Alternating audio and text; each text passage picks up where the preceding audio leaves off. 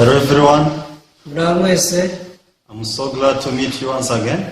Nejejwe no kongera guhura namwe. I could see that God is bestow His grace upon us to listen His word. Nabashe kubona ko Imana ikomeza kutugirira ubuntu ngo twumve ijambo ryayo.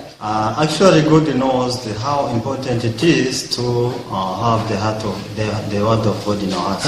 Mu by'ukuri Imana izi neza umumaro wo kugira ijambo ryayo mu mitima yacu. So even though we may take it as a granted, nubwo twebwe twabikerensa, but God knows how precious it is for Jesus to be crucified. Ariko Imana izi uburyo ari iby'agaciro gakomeye kuba Yesu yaraje akatubambira. So God knows how important for us to listen this word of God and believe it in our hearts. Kandi izi neza umumaro wo kumvira ijambo tukaryizeza imitima yacu. So because through this word we can know how we can overcome the judgment on the last day. Muri iri jambo niho tumenyera uko tuzarenga urubanza rwo kumeruka. So I will pray, then we begin. Reka nsenge rero dutangire. Father, we thank you for this time. Data, tugushimiye umwanya. We are so evil, that we cannot enter the kingdom of God. Turi abantu bari bahindanye ntitwabasha kujya mu bwami bwawe. But the reason why we continuously share the word of God, ariko igituma dukomeza gusangira ijambo ryawe, it's because we want to know and want to learn how your love is beyond our sins. dushaka kwiga uburyo urukundo rwawe rurenze ibyaha byacu. Father, we thank you because you keep arranging our hearts so that we can believe in this word. Data, tugushimira ko ukomeza gushyira imitima yacu ku murongo kugira ngo twizere ijambo ryawe. We pray everything in the name of Jesus. Ibi byose tubisabye tubisenze mu izina rya Yesu. Amen. Amen. So this evening we are sharing from the book of Matthew chapter 19. Mureke uyu mugoroba dusangire ijambo ry'Imana mu gitabo cya Matayo ibice 19. Matthew chapter 19 verse 16 through 24. Matayo ibice 19 umurongo wa 16 turasoreza kwa 24. Yes. Open your Bibles, Matthew chapter 19 verse 16. Nimuhongore birazanye mu gitabo cya Matayo igice cya 19. Now behold, one came and said to him, Good teacher, what good thing shall I do that I may have eternal life? Duhere ku murongo wa 16. Nuko Umunazari aramubaza ati, mwigisha mwiza, nkore cyiza ki ngo mpabwe ubugingo buhoraho? So he said to him, Why do you call me good? No one is good but one, that is God. But if you want to enter into life, keep the commandment. Nawe aramusubiza ati, unyitira iki mwiza? Mwiza n'umwe gusa, ni Imana. Ariko nushaka kugera ku bugingo, witondera amategeko. He said to him, Which ones? Jesus said, You shall not murder, you shall not commit adultery, you shall not steal, you shall not bear false witness. Aramubaza ati, nayahe? Yesu aramusubiza ati, ntukice, ntugasambane, ntukibe, ntukabeshyera abandi. Honor your father and your mother, and you shall love your neighbor as yourself. Ubwawe so na nyoko, ukunde mugenzi wawe nk'uko wikunda. The young man said to him, All these things I have kept from my youth. What do I still lack? Umuhungu aramubwira ati, ayo yose narayitondeye, none icyo nshigaje ni iki? Jesus said to him, If you want to be perfect, go sell what you have and give to the poor, and you will have a treasure in heaven, and come follow me. Yesu aramusubiza ati, nushaka kuba utunganye rwose, genda ugurisha ibyo utunze maze uha abakene, nibwo uzagira ubutunzi mu ijuru, uhere kuze umurikire. But when the young man heard that saying, he went away sorrowful, for he had great possessions. Umusore yumvise iryo jambo agenda afite agahinda, kuko yari afite ubutunzi bwinshi. Then Jesus said to his disciples, Assuredly, I say to you that it is hard for a rich man to enter the kingdom of heaven.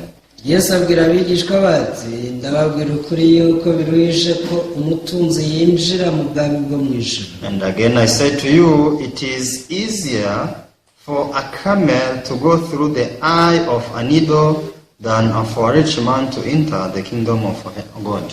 ndetse ndababwira yuko icyoroshye ari uko ingamiya yanyura mu zuru ry'urushinge kuruta ko umutunzi yakwinjira mu bwami bwo mu ijuru. Yes, we have read up to verse 24. dusomye kugeza ku murongo wa 24. Whenever people see themselves, judge themselves according to their eyes, they find that they are sinners. igihe cyose abantu birebye bakicira urubanza uko bireba bavuga ko ari abanyabyaha.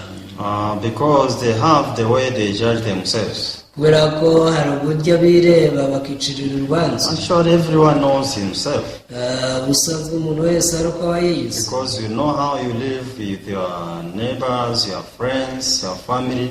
tuzi uko tubana n'inshuti, tubana n'imiryango. So I'm sure that there is one side people may know about you, but there is another side people may not know. ndabizi neza ko hari igice kimwe abantu baba bakuziho, ariko hari n'urundi ruhande badashobora kumenya. So what people try to do is to try to decorate the part people can see easily. ibi rero bituma abantu bagerageza kwitaka igice abantu babasha kubona mu buryo bworoshye. So that people they can do a good judgment to them.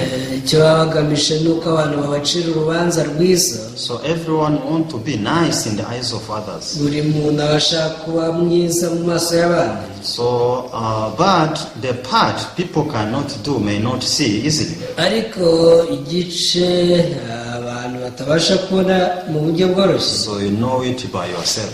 usanga nyiracyo ari we ubukizi. Even you try to hide it so much so that no one may discover that part. ibi tumugerageza no kugihisha kugira ngo atazagira ukimenya. So this is the character of human being. uku niko umuntu ateye. So we like to bring out, to stretch the good hand. turi abantu bakunda kugaragaza ukuboko kuzima, akaba ariko turamburira abandi. We quickly hide the evil, the bad hand. ariko ukuboko kubi usanga tuguhisha. So normally this is even how people they live spiritual life. uku rero usanga ari nako n'abantu babaho ubuzima bw'umwuka. But when you try to think about it before God, is a foolish. ariko iyo ubitekereje mbere y'Imana ubona ibyo ari ubupfapfa. Because to God there is nothing we can hide. mbere y'Imana nta kintu dushobora guhisha. Everything is exposed in the eyes of God. kubera ko ibintu byose biba biri ku karubanda. Whether you think is good or evil, everything is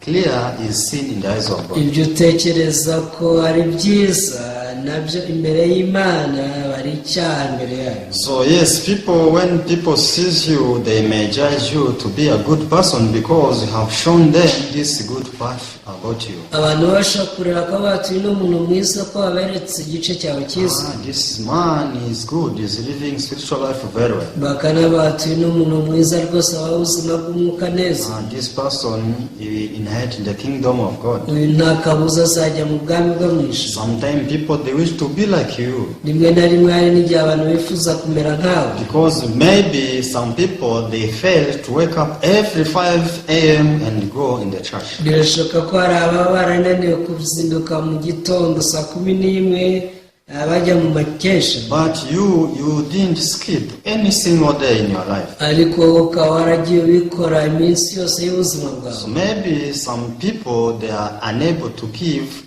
tithe every time. birashoboka ko hari abananiwe gutanga icyacumi buri gihe. But you cannot skip tithe even for small income. ariko we nubwo wakunguka utuntu dukeya cyangwa se amafaranga make ntujya ureka kugitanga. So maybe you for others it is very hard to live together with their enemies. birashoboka ko abandi byabagoye kubana n'abanzi babo. But you live serving your enemies. ariko abanzi bawe ukaba unabagemurira rwose ubafasha. You try to love them and help them. ugerageza kubakunda no kubafasha. So since you are working and you are living such kind of life, there are people who are willing living to be like you. kubera ko rero ukora ibintu nk'ibyo ngibyo ubaho ubwo buzima hari abantu bifuza kumera nkawe. So and sometimes when you judge yourselves based on those kind of things, you are better than others. nawe iyo wicira urubanza ugendeye kuri ibyo ukora ubona ubaruta.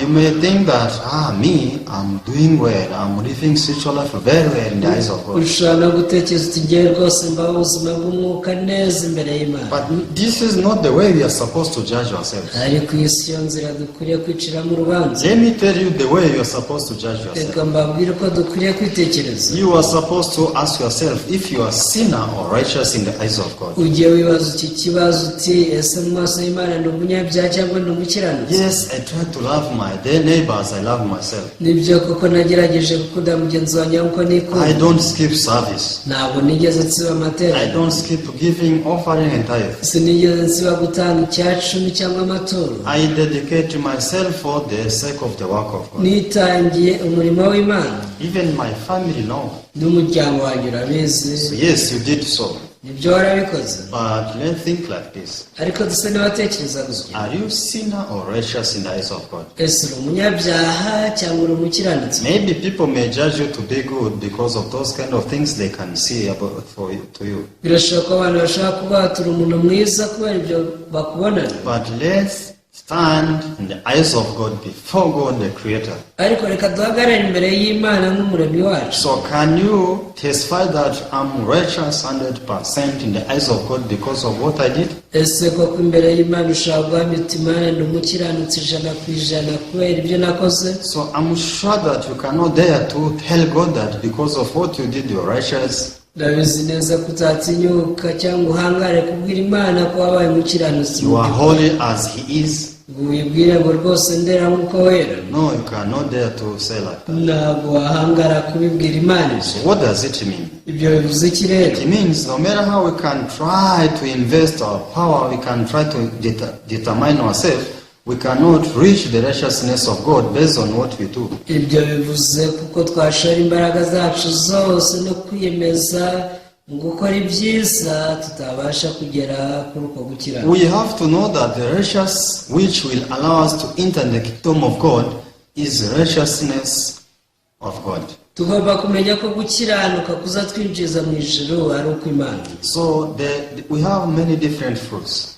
tugira imbuto z'uburyo butandukanye. So, and you can love, according to your choice, you can love a certain fruit. kubera icyanga cyawe ushobora gukunda urubuto uru n'uru. You may like the flavor of like avocado. ushobora kuba ukunda icyanga cy'avoka.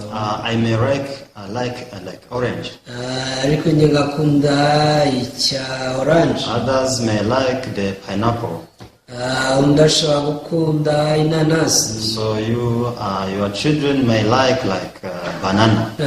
abana bawe bashobora kuba bikundira imineke. So we can see that fruits have the different kinds of flavor. iyo turebye imbuto ziba zifite icyanga gitandukanye. And people they choose accordingly. usanga rero abantu bahitamo ikibabera. So you cannot find that the flavor of pineapple is equal as the flavor of banana. ntabwo uzasanga inanasi ifite icyanga kimeze nk'icy'umuneke. This will not be existed. ntabwo rwose ibyo bizabaho. So if you eat orange, it's totally different from it's different from pineapple. iyo uriye icunga wumva rwose icyanga cyaryo gitandukanye n'icy'inanasi. So this is how it is. uku niko bimeze. So can you try to take care of the tree of pineapple so that you can have the flavor as banana? ase mbabazi hari uburyo wakoresha ukita ku nanasi wateye kugira ngo uzagire icyanga nk'icy'imineke. Even when you try to smell, they are totally different. ndetse n'impumuro usanga iba itandukanye. So likewise, you shall never reach the righteousness of God, no matter how you can try yourself. rero nk'uko nguko ntabwo ushobora gushyira gukiranuka kw'Imana uko wagerageza kose. So the righteousness of God is unique. gukiranuka kw'Imana kurihariye. And your righteousness is unique. n'ukwawe kurihariye. So they cannot match together. ntabwo byombi ushobora They kubiringaniza. are totally different. biratandukanye birahabanye. So God has judged that if you are not righteous as I am, you cannot enter into the kingdom of God. nyamara Imana yamaze kwanzura ngo nutera nk'uko nera ntuzinjira mu bwami bwanjye. Why? Because when you read the book of Matthew chapter 5 verse 48, iyo usomye Matayo ibice 5:48, so we can see that Bible says, be righteous as I am. aho biravuga ngo mwe mukiranutse nk'uko so mu ijuru So akiranutse. it means if you are not righteous as God is, you cannot enter the kingdom of God. bivuze ngo udakiranutse nk'Imana ntabwo wakwinjira mu bwami bw'Imana. So what does it mean? ubwo bivuze iki rero? You may count yourself to be righteous, ushobora kwibara nk'umukiranutsi, but you are righteous according to your nature. You're not righteous according to the nature of God. ariko ugasanga gukiranuka uvuga ni ukwa kamere yawe, ntabwo ari uko Imana. So in this way, God has realized that people cannot go in the heaven as long as they are occupied with their own righteousness. iki ni cyo gituma Imana ivuga ko abantu badashobora kwinjira mu ijuru mu gihe bakigundiriye gukiranuka So kwabo. only people who have my own righteousness, they are those who can be accepted. iravuga ati abafite gukiranuka kwanjye bonyine nibo nzemera. I don't know how it will be in the heaven. ntabwo nzi ko bizagenda mu ijuru. I don't know if the angels will stand on the gate. ntabwo nzi niba abamarayika bazaba bahagaze ku muryango w'ijuru. So I don't know how it will be. ntabwo nzi ko bizagenda. But anyway, if you reach on the gate, ariko nugera ku irembo, it will be seen if you have the righteousness of God or the righteousness of man. nta kabuza bizahita bigaragara nimba gukiranuka ufite ari uko Imana cyangwa ari uko abantu. This righteousness of man will cause people to perish, to be thrown in the hellfire. gukiranuka kw'abantu niko kuzatuma bajugunywa mu muriro utazima. All people who think that I did that, I did this, I did that, these people, they are not recognized in the eyes of God. abatekereza bose bati nakoze iki nkora na kiriya, bazasanga Imana itabazi na rimwe. Because people who can only be recognized by God, they are those who say that, Jesus did this for me, Jesus did it for me. abantu bazwi n'Imana n'abavuga bati Yesu yankoreye iki, Yesu yankoreye na kiriya. What does it mean? bivuze These iki? people, they realize 100% how failure they are. aba ni abantu batahuye neza uburyo batsinzwe ijana ku They ijana. realize that no matter how they can try to do and they can try to work, they can reach the righteousness God can accept. batahuye ko ibyo bakora byose bitabashyitsa ku gukiranuka Imana isaba. So when we read the book of Genesis chapter 3, iyo uri gusoma igitabo cy'itangira igice cya 3, so we can see that this is when Satan became one with man. aho ubona ko ari cyo gihe umuntu na Satani bahindutse umwe. Because in the beginning, God and man were one. mbere yaho umuntu ubundi yari umwe n'Imana, But when the separation came, man was united his heart with Satan. ariko ubwo gutandukana kw'abagabo umuntu yahise ahuza umutima we n'uwa Satani. Automatically, when man realized that the domain changed, umuntu akibona ko yahinduye icyanya, so he tried to fix everything by himself. yatangiye kugerageza kwikemura buri kimwe cyose. So when man looked himself, ubwo umuntu yirebaga he was able to see his nakedness. yabonye yambaye ubusa. So when he saw his nakedness, it was so much shameful ubwo yabonaga isoni z'ubwambure bwe, because everything had changed.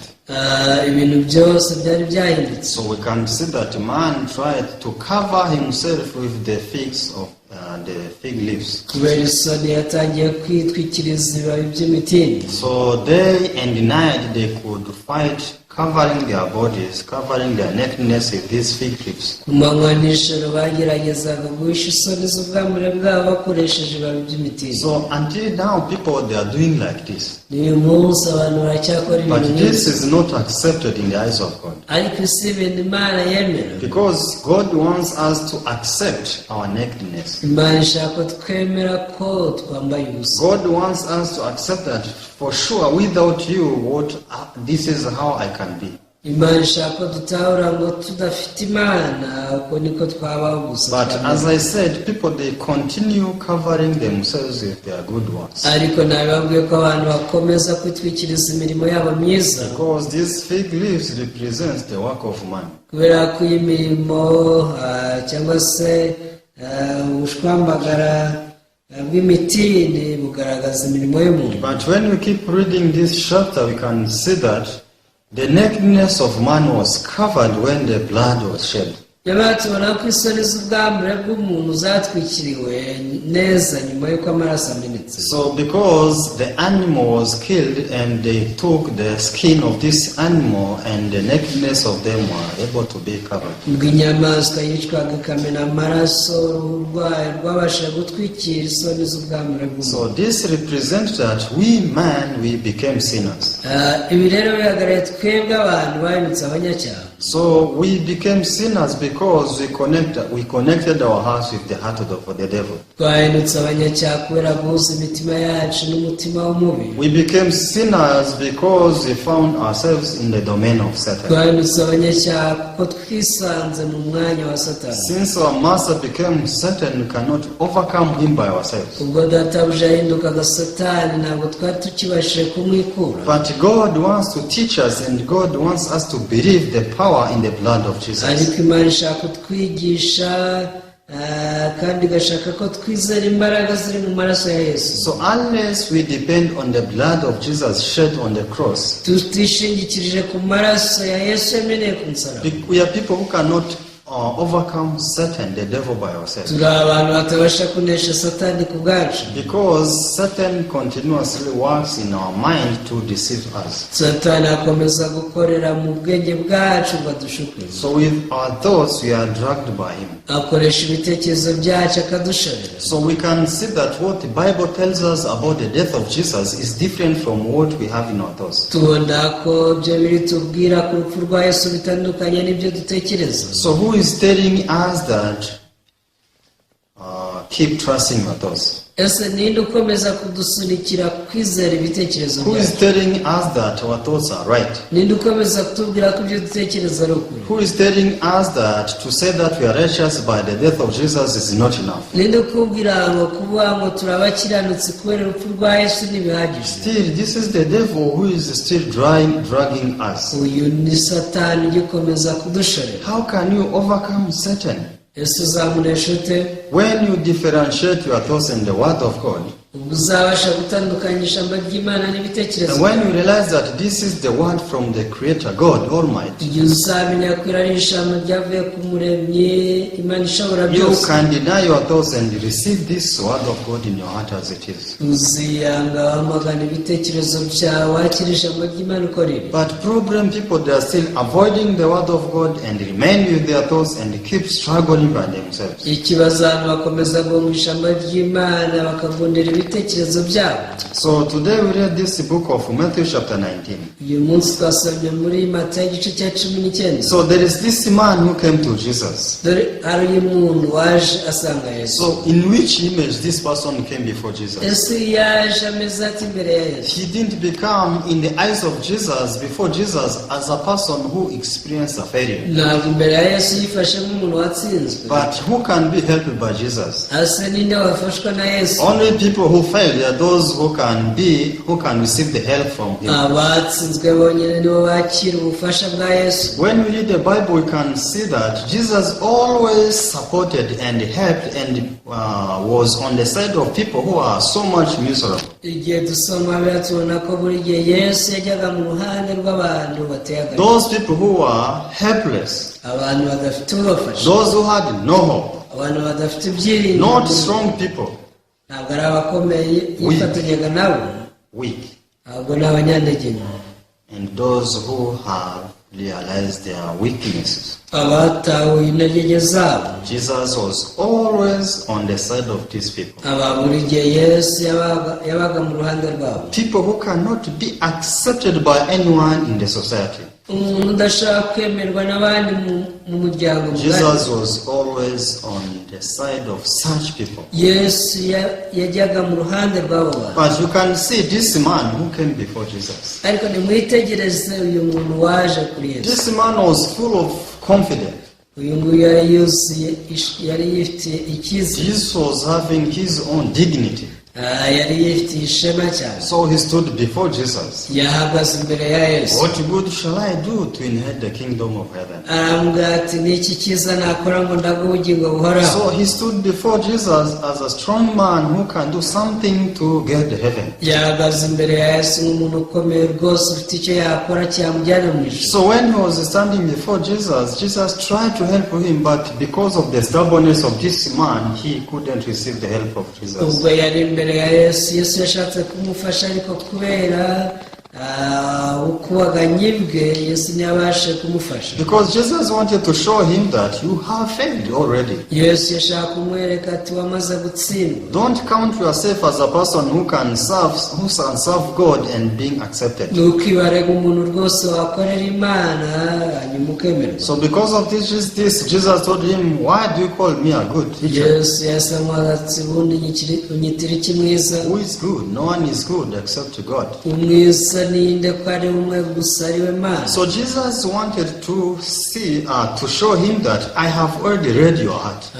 Yesu yashaka kumwereka ngo umutima wawe nawusomye. You think you are good.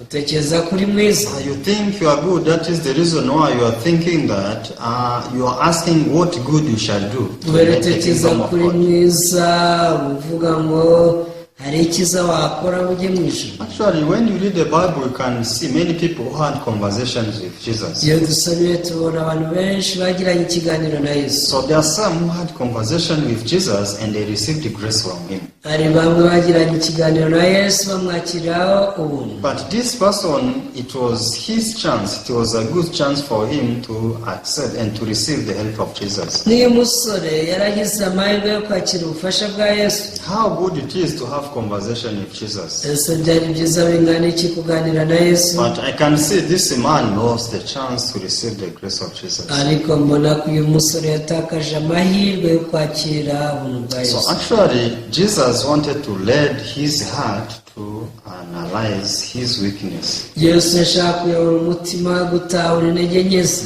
So Jesus told him.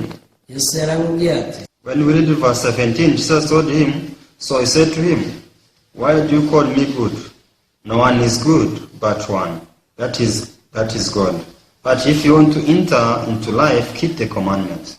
Murongo wa 17 nawe aramusubiza ati unyitire iki mwiza ni umwe gusa ni Imana, ariko nushaka kugera ku bugingo itondera amategeko. So anyway, some people, they misunderstand the heart of Jesus when they read this word. Abantu bamwe ntabwo basha gusobanukirwa umutima wa Yesu iyo basomye amagambo. They just misinterpret the heart of Jesus. Usanga basobanura nabi umutima wa Yesu. Because many people, they just say, don't you see, even Jesus was telling this man to keep the commandments. Don't you see that Jesus was telling him to love his neighbors? Don't you see that Jesus was telling him to love God with his whole heart, his power, his energy?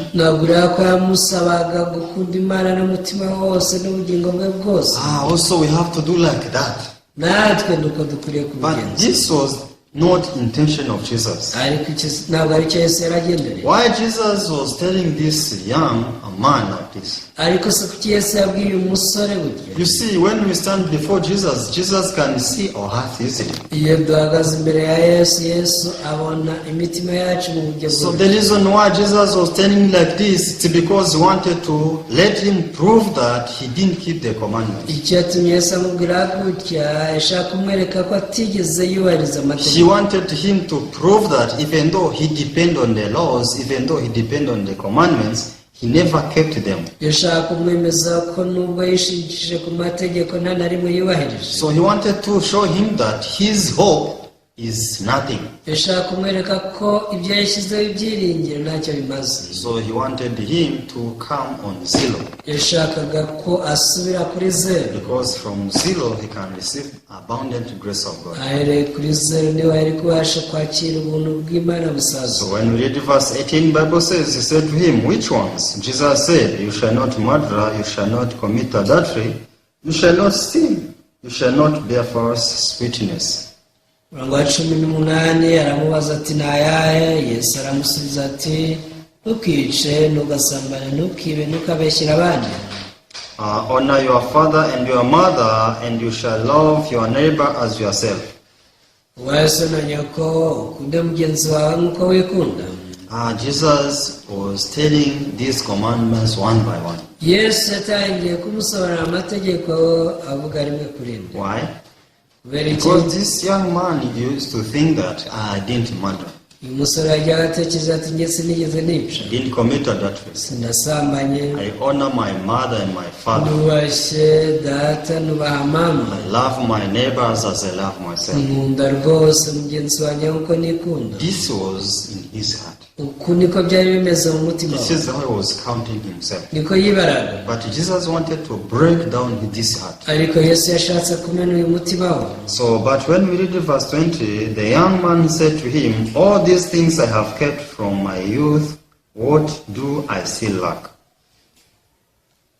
Umurongo wa 20, uwo muhungu aramubwira ati aya yose narayitondeye, none icyo nshigaje ni iki? So he thought that I kept all commandments. Yaratekereje ati njye nubarije ayo mategeko yose. But let me ask you, Ariko mbabaza, if we kept all commandments, why did he come to Jesus to ask him what he can do to inherit the kingdom of heaven? ese koko nimba yarubarije amategeko yose, ni iki cyamuteye kuza imbere ya Yesu yibarishwa ngo akore kiza cyangwa araga ubugingo buhoraho? Because if anyone really keeps the commandment, all commandments one by one, this person can inherit the kingdom of heaven. Ubusanzwe umuntu abashe kubahiriza amategeko yose uko yakabaye, akabuza yajya mu ijuru. But he's thinking, I have kept all commandments.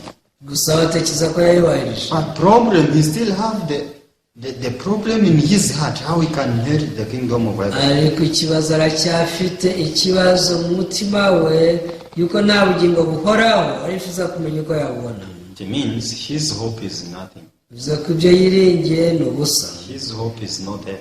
Ibyo yiringiye nta n'ibiriho. Jesus said to him, verse 21, if you want to be perfect, go sell what you have and give to the poor, and you will have treasure in heaven, and come follow me. Yesu aramusubiza ati nushaka kuba utunganye rwose, genda ugurisha ibyo utunze maze wabakene, nibwo uzagira ubutunzi mu ijuru, uherekuze umurikire. So this man, he used to trust himself, thinking that I love my neighbors, I love myself. Uyu mugabo wajyaga yiyemera, uyu musore ajyaga ati njye nkunda mugenzi wanjye nk'uko nikunda. But now Jesus is telling him, you go and you sell all the possessions you have and you give to the poor and you come and follow me. Ariko Yesu aramubwira ati genda ugurisha ibyo utunze byose bw'abakene, hanyuma uze umurikire.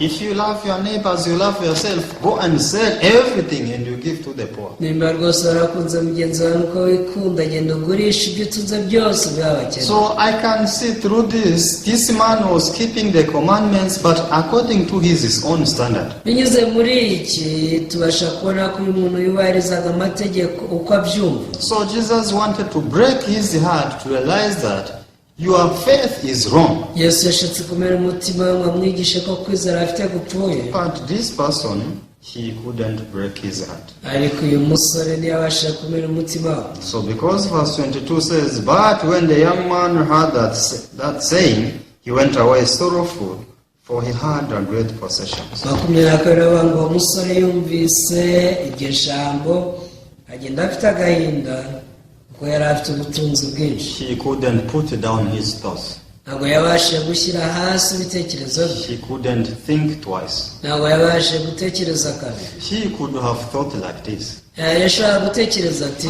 I lived my life thinking that I kept all commandments. nabaye ubuzima ntekereza ko nubahirije amategeko yose. But what this man is saying is different from what I think. ariko ibyo yambwiye bitandukanye n'ibitekerezo byawe. Maybe I deceived myself. Ikigaragara nuko nibeshye. Maybe I was deceived by Satan. Nashutswe na Satani. So if I love my neighbors, I love myself. Ese ubundi nimba narakunze bagenzi banjye nkuko nikunda, Why is it difficult to give everything I have to them? kubera iki binaniye kubaha ibyo ntunze? It means if I cannot sell everything I have and help the poor, Nimba nagurisha ibyo ntunze ngo mfashe abakene, so the mind, the heart, the idea to think that I love my neighbors, I love myself is wrong. bivuze ku gitekerezo nabanaga nacyo ko nkunda bagenzi banjye nkuko nikunda atari cyo. Sure, I don't love my neighbors, I love Ni myself. ukuri se nkunda mugenzi wanjye nkuko nikunda. I never kept the commandments. Rero sinigeze nubahiriza amategeko. So if I didn't obey the commandments of God, None ubwo nubahirije amategeko, who I am before God, ubwo ndi mu ntoki imbere y'Imana, I'm a sinner. ndi umunyacyaha. Because when we read the book of Romans chapter 3, verse 19, Iyo usomye Abaroma 3:19, yes, let's read there. reka dusome uwo murongo. The book of Romans chapter 3, verse 19. Abaroma 3:19. Bible says, now we know that whatever the law says, it says to those who are under the law, that every man may be stopped, and all the world may become guilty before God.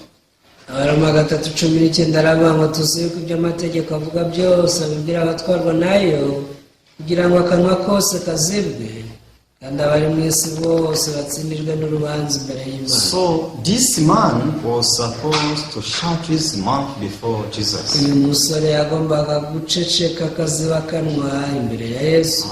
What I used to believe is wrong. Yagombaga kuvuga ati ibyo nizeraga birapfuye. I never kept the commandments from my birth. Sinigeze nubahiriza amategeko habe na rimwe kuba navuka. I break the commandments. This is what I only did. Dore amategeko yose narayishe, iki ni cyo cyonyine nabashije gukora. The chapter would have changed, actually. Ubuzima bwe bwari guhinduka byanze bikunze. It was very easy for such man to receive grace of Jesus. Byari byoroshye ku muntu nk'uwo yari kwakira ubuntu bwa Yesu. Because man who can receive the help of Jesus is a person who broke all laws or commandments. Kubera ko abantu babasha kwakira ubuntu bwa Yesu n'abatahuye ko bishe amategeko yose. So, but this man, he kept on holding his dignity. Ariko uyu musore yakomeje kugundira ishema rye. What does Bible says? Ese bivuga iki? Bible tells us in the book of Titus chapter 3 verse 5. Mu gitabo cya Tito ibice 3:5 biravuga ngo. So we can read this verse. Reka dusome uwo murongo. The book of Titus chapter 3 verse 5. Tito igice ni cya 3:5. Not by works of righteousness which we have done, but according to his mercy he saved us through the washing of regeneration and renewing of the Holy Spirit.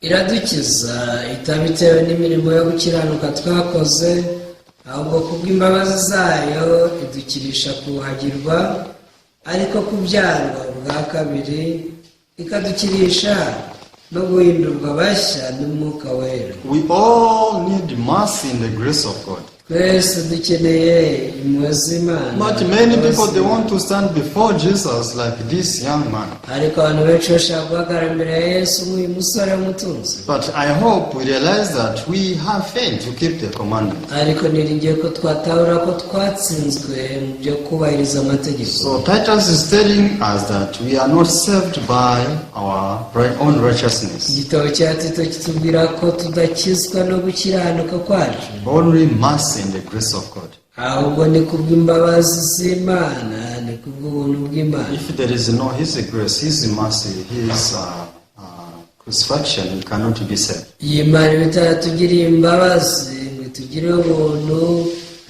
Yesu abambwe nta gakiza twakakiriye ntitwakizwa.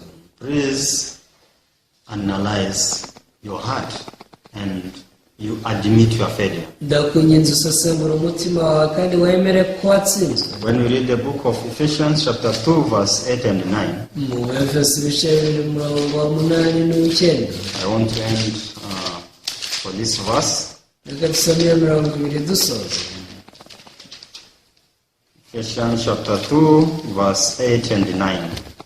Efeso ibice 8-9. For by grace you have been saved through faith, and that not of yourselves, it is the gift of God.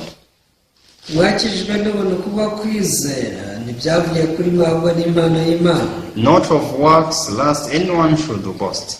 Ibyavuye no ku mirimo kugira ngo hatagira umuntu wirarira. Only we are saved by the grace of God. Twakijijwe kubw'ubuntu bw'Imana gusa. Put down your righteousness. Ugishyira hasi gukiranuka. You throw away everything you think you have done. Jugunya ibyo utekereza wakoze byose. Because these things, they are preventing you to receive this grace of God, yet we are saved by the grace of God. Ibi byose nibyo bikuza kwakira ubuntu bw'Imana kandi dukizwa n'ubuntu bwayo. So we are saved by His grace, His mercy. Imana yamaze kudukiza kubw'ubuntu bwayo yatugiriye imbabazi. Because if we are saved by the works of the law, yaba ari imirimo itegetswe n'amategeko idukiza, we may have something to boast on. twaba dufite icyo twirata. But God doesn't want you to boast on yourself. Ariko Imana ntiyigeze yifuza ko hari icyo wakwirata. So you only boast on Jesus, the cross of Jesus. Ujye wirata umusaraba wa Yesu wonyine. Only that.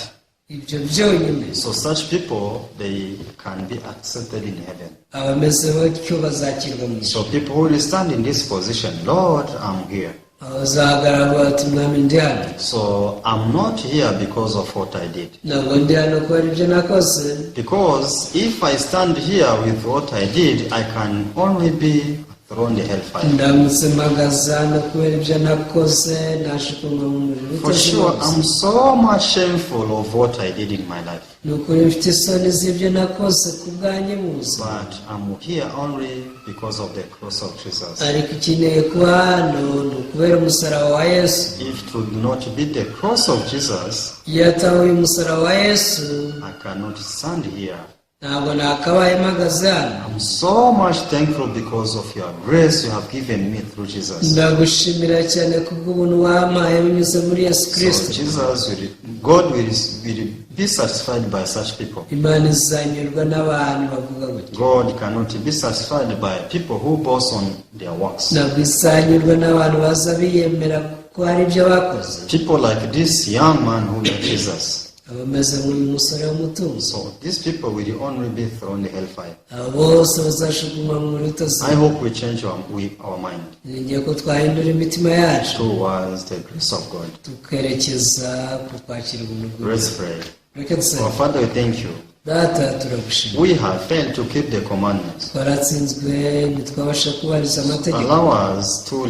Allow us to be released from the thoughts of the devil, Rero twemereye kubohoka ibitekerezo bya Satani, so that we can stand before you under the grace of Jesus only. kugira ngo duhagarare imbere yawe turi mu buntu bwa Yesu gusa. In the name of Jesus, we pray everything. Bisenze mu izina rya Yesu. Amen. Amen. Thank you so much. See you next time. Murakoze cyane nawe utaha. May God bless you. Imana ibahe umugisha.